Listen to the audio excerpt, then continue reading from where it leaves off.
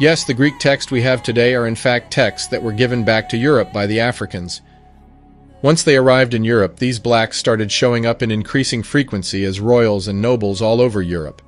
And to some Europeans, they had an all too familiar look, that of their deity.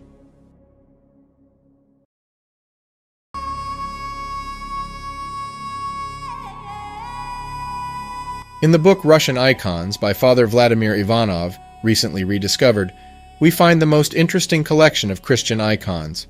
It is of high interest for two reasons. Number one, it depicts the various Christian icons as black.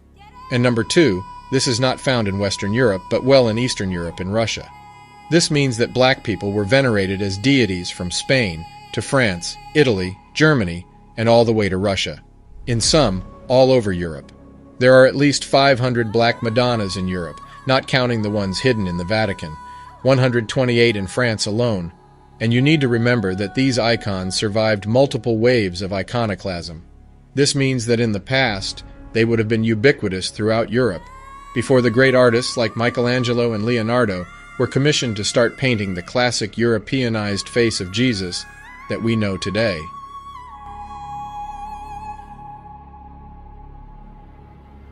So then, as always, if we ask the critical questions, if the mainstream historical narrative is true, and that black people have never achieved anything of note in history, why then were they depicted and venerated all over Europe?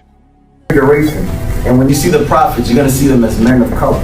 Notice here his garment is white, but the skin complexion on the prophets, they're all dark-skinned men. Because when you read the scriptures, you always read about the prophets. They always describe themselves as dark-skinned men. And our forefathers, black men, they painted them as that image of being men of color. But what happened? Remember this.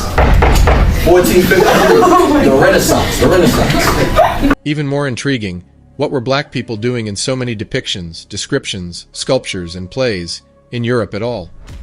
For those who have been listening, it is simply because they were present in such numbers and it yielded such influence that even the planned erasure and systematic destruction of the